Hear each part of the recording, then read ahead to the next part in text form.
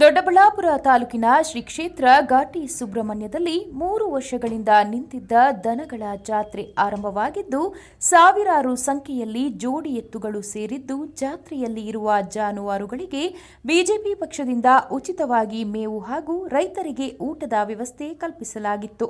ಇದೇ ಸಂದರ್ಭದಲ್ಲಿ ವಕೀಲರು, ಬಿಜೆಪಿ ಮುಖಂಡ ಪ್ರತಾಪ್ ಮಾತನಾಡಿ, ಕೊರೋನಾ ವೈರಸ್ ಹಾಗೂ ಗಂಟು ರೋಗದಿಂದ 3 ವರ್ಷಗಳ ಕಾಲ ದನಗಳ ಜಾತ್ರೆ ನಡೆದಿರಲಿಲ್ಲ.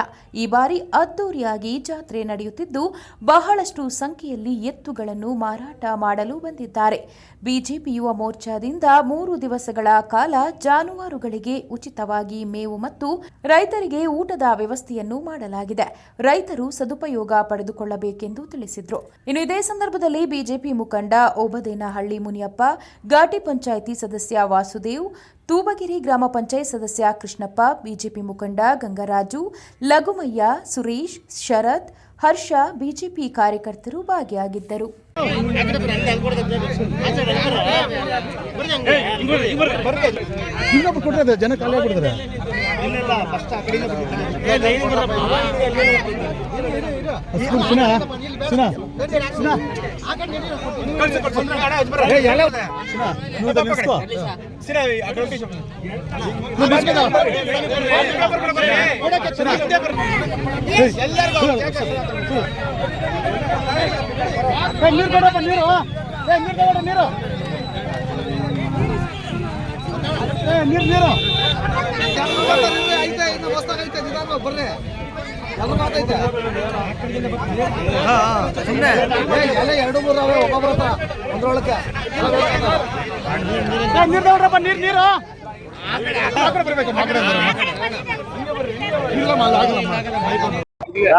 ದೊಡ್ಡಬಳ್ಳಾಪುರದ ಹೆಸರಾಂತ ದೇವಾಲಯದಂತ ಘಾಟಿ ಸುಬ್ರಹ್ಮಣ್ಯ ದನಗಳ ಭಾರಿ ಜಾತ್ರೆ ನಡೀತಾ ಇದ್ದು, ಈ ಬಾರಿ ಬಿಜೆಪಿ ಮತ್ತು ಯುವ ಮೋರ್ಚಾದಿಂದ ನಾವುಗಳು ಹಸುಗಳಿಗೆ, ದನಕರುಗಳಿಗೆ ಇಲ್ಲಿ ಉಚಿತವಾಗಿ ಮೇವನ್ನ ಕೊಡ್ಸಿದ್ದೀವಿ. ಒಂದು ಲೋಡ್ ಮೇವನ್ನ ಕೊಡ್ಸಿದ್ದೀವಿ.